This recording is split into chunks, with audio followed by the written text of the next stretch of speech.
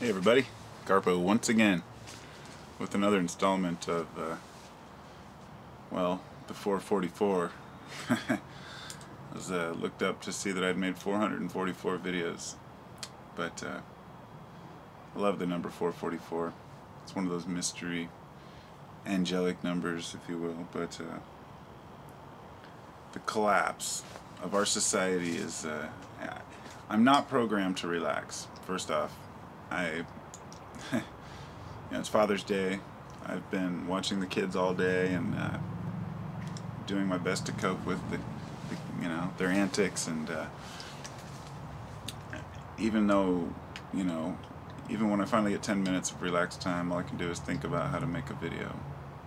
Not how to make a video, but think about ideas for videos, or think about ideas for life, or, it's like my brain is in constant function mode, and I'm not programmed at the moment to relax. My neurons, I'm relaxed mentally, but I'm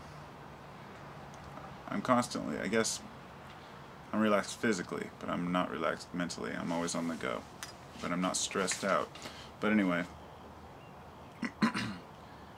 amidst all the positivity, there's a burning fire deep within me that that knows that collapse is imminent within our society.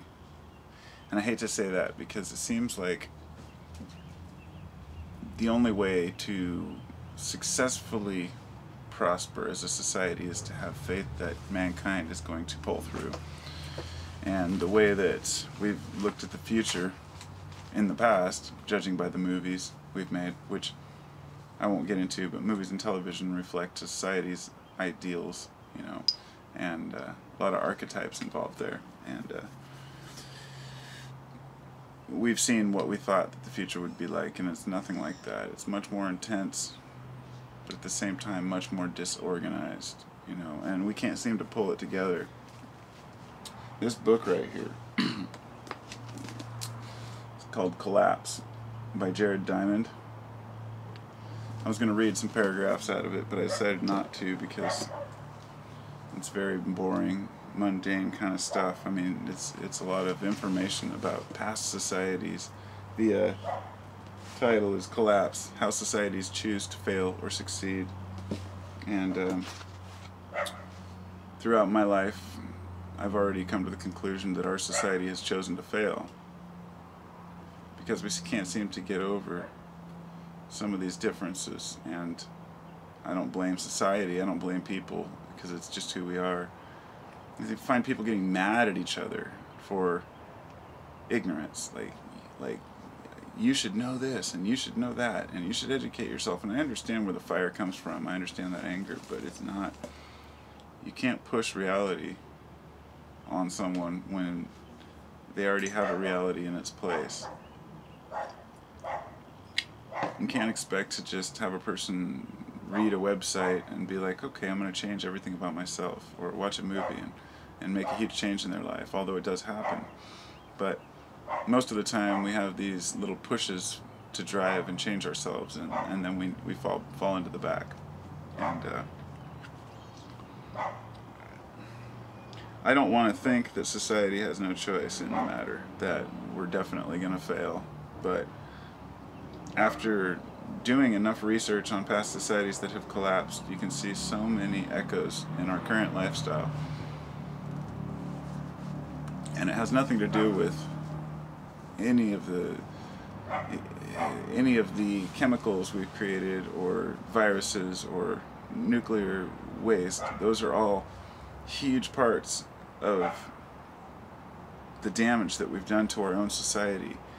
But what I mean is that in relation to ancient cultures, they had their own problems, separate problems, different ones.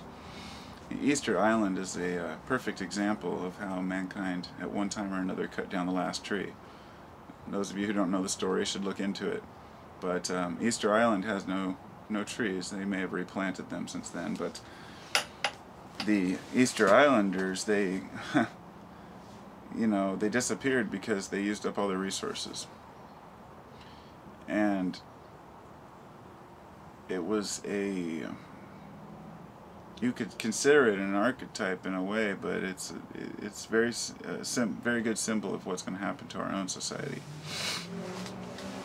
The thing is that society's not going to just disappear unless, you know, something outrageous happens. It's most likely going to trickle back down to what they call a bottleneck, where a few humans survive a cataclysm and move forward. We're too far advanced now to die off, in my opinion, unless a major worldwide catastrophic event that would take out almost all animals were to happen.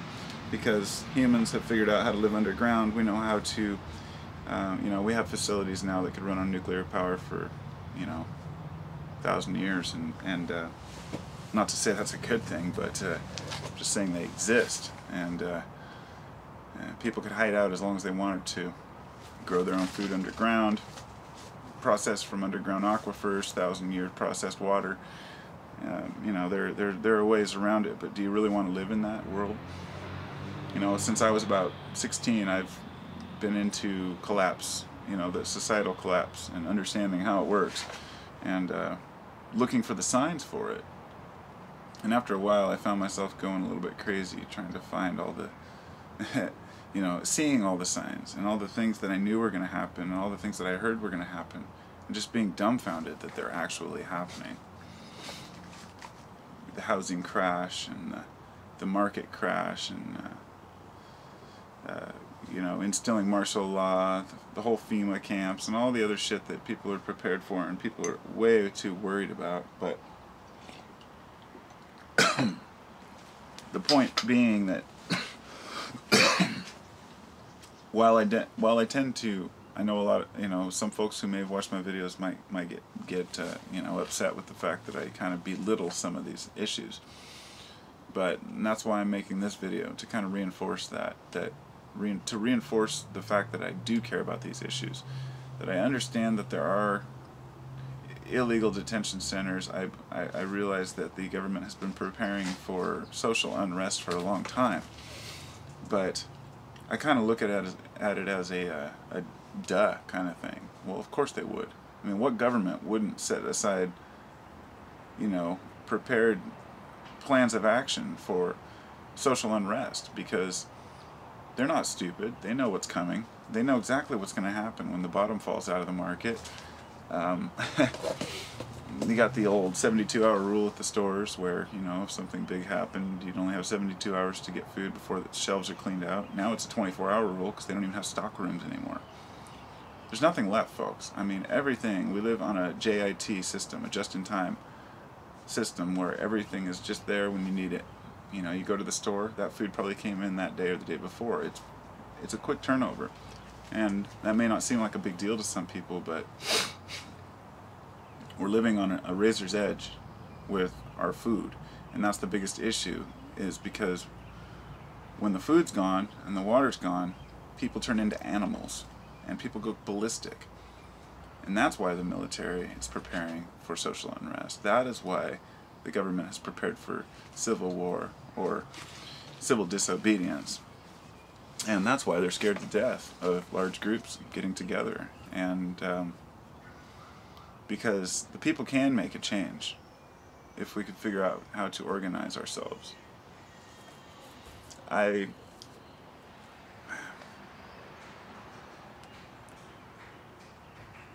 There's very little I could say to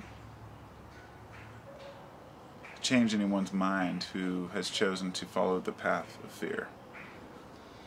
And I wish I could, because it's not a productive path. When I've looked at things in a different light, it's put a perspective on it that changes everything about it. It makes you more in control. It puts you in control of yourself when you put your fears aside.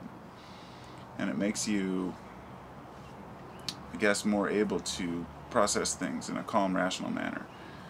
Like a video I made earlier today was about, they were talking about people who are stressed out versus people who are clear-headed, and clear-headed people function 37% better in the workplace and in life And so that's why, you know, I want to maximize the benefits of the human psyche. I don't want to live in a fight or flight. But that said, there's still something coming down the pipes, and it's not. It's dirty. It's dirty, and I don't really want to deal with it. My family is the most important thing to me in the world, and I will defend them at any costs. And I will stand strong by my front door and defend myself against any tyranny, whoever it may be from. Anyone trying to wrong me or my family. And I've tried really hard to make that extend to the rest of the world, but I'm hoping that the rest of the world will put out a little effort too, if you know what I mean. It's really hard to help someone who doesn't help themselves, and that's an old cliche, you know, we know that. I mean, that's a Christian saying, I think, you know. God helps them who help themselves. But it goes into every culture, and it's true. You can't just ask for help and just expect things to fall into your lap. You have to make an effort. So, this book, Collapse, was written after his other book, I believe, which was Guns, Germs, and Steel. You can find it on Netflix or, you know, anywhere else, but it's a phenomenal example of how societies have conquered or lost depending on those three things, those three factors: guns, germs, steel. You know, who had the metal? Who could build the weapons? Who had the firearms? Who had the explosives? It's like people talk about gunpowder being invented, you know, but it was been used for 2,000 years in China. I mean, these things aren't new. They're just reinvented and rediscovered with different cultures which are able to dominate and further their cause. China was probably able to grow so much because of that. I mean, they had a very advanced weaponry system in the past. So all these little issues that contribute to each society have become interlaced with each other and become basically the norm, like for every culture now. I mean, if you want if you're in America, you can buy a German weapon, or you can buy German clothes, and vice versa. So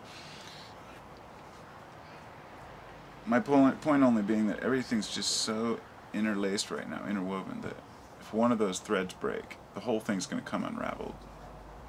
And I don't want it to happen, but I know it's coming, and I just don't know when. But those of us who, I guess, are aware that there's not going to be some magic futuristic culture in 30 years, and society's not going to just move forward perfectly. Those of us who know that and are aware of it can at least try to lessen the blow when it comes by being aware and seeing the signs. And I'll tell you, if you're not one of those people and you don't pay attention to the signs and you don't know what they are, I can tell you that they are happening at an exponential rate right now. Not the biblical signs or the prophecy signs, but the straight up legitimate scientific signs of the collapse of a society. We're on our last leg in America right now. The 2008 crash never ended. We're not coming back out of this recession. This recession is a permanent depression because of our fiat money system. And we've created a clusterfuck to deal with here. And it's never going to be, we're never going to be the same. Zimbabwe issued $1 trillion bill before their economy collapsed.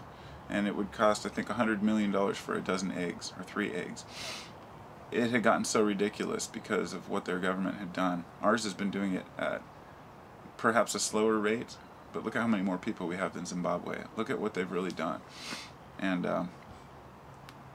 the numbers are astounding, but what we did was whoever runs the banking numbers, whoever posts these bullshit percentages and percentage points and interest rates, they're playing the game well, and they're on the very last leg. After the bottom fell out in 2008, that was it. And I'm surprised we even pulled out this far. I'm looking at, gallon of milk being $8 and gallon of gas being $12. I mean, these things are going to happen in our lifetimes sooner than later. And I guess being prepared for it and realizing that we're kind of been spoiled for a long time is going to be easier to lessen the blow.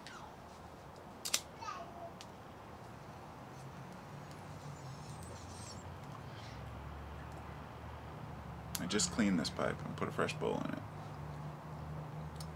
That is a flavor. So we move forward as a culture, and just hope that when it does go down, that we have time to react. I have two major fears right now, which are totally legitimate, that would take society down a peg so fast that we wouldn't have time to react. I'm not really worried about a mega quake or a tsunami that's so big it just wipes out all the beaches or anything like that, or a polar shift or Nibiru or any of that, but I'm concerned about two things: a super virus or a major coronal event, a major CME ejection from a solar flare that, well, they all go at their own little paces, but it could be here within a few hours and toast every satellite in orbit. And people don't realize, but our grid system in America, the whole grid, could be reinforced for like $1 an American, reinforced to withstand an electrical charge from a coronal mass ejection, which would cause major ground currents, which would devastate transformers. If this happens, there are only, I think, 2 or 3 of these giant transformers available in the world, and they take years to build. So we're done, I mean, if that happens. And we're too cheap to reinforce our own system. But if our grid went down, it would be chaos. It would be over. It wouldn't matter how long. It wouldn't matter if it's only a couple days or a week. That would lead into years of devastation because people can't handle it. There are people out in the desert that are roasting because they have no air conditioning. Some people can't pump their water or their wells or any of the different things that we use to live. Nuclear power plants might start melting down if the pumps don't work. A CME like that could throw out circuitry in every computer system, at least ones that aren't protected by a Faraday cage, and it would just destroy us. I mean, and this happened in 1859 in the Carrington event, where we had telegraph lines. That's all we had back then. All the telegraph lines caught on fire, and there were fires inside the stations. The actual telegraph stations caught on fire too, some of them. And I believe the aurora borealis was seen down to the equator. And these are events that happen on a regular basis. And I'll tell you, I watch earthquake reports. Every morning I watch the earthquakes. And about 2 days ago I was watching it, and there wasn't a quake to be seen. I told my wife, I was like, mark my words, within another day there's going to be like, a few big quakes. And sure enough, there were like 3 6-pointers, I think, in a day, or 4, within the last day. And I was just like, wow, if you start to monitor these, you can see that when they lessen for a while, then it starts to pick up heavy afterwards. It's a balance, a shift, just like, just like anything else. And I found that the same thing happens probably with the sun. We have obviously 11-year cycles, 11.2 years, I think, of a cycle, of a sunspot cycle. And we're supposed to be in our solar maximum right now, the highest point in our solar maximum, and the sun is totally quiet. And without solar flares, our atmosphere shrinks. We need that. Think of a solar flare as like a bike pump for the Earth's atmosphere. It sounds silly, but it's not. It's like when the solar flare sends out a CME, it expands the ionosphere. And a lot of folks think this is why they're using HAARP technology and whatnot, because they're trying to expand the ionosphere, and for good or for bad, and on and on and on. But those are a couple things to keep an eye out for people who are maybe unaware. If there's a major virus on the rise, I would keep an eye on the RSOE website. It's the emergency management kind of website where they show shit around the world. Keep an eye, and if a virus starts to move around, start stocking food and hide out. I mean, it could be bad, but you could be at least aware before it happens. And likewise, if you keep an eye on the sun, you may not have a chance to hide from it, but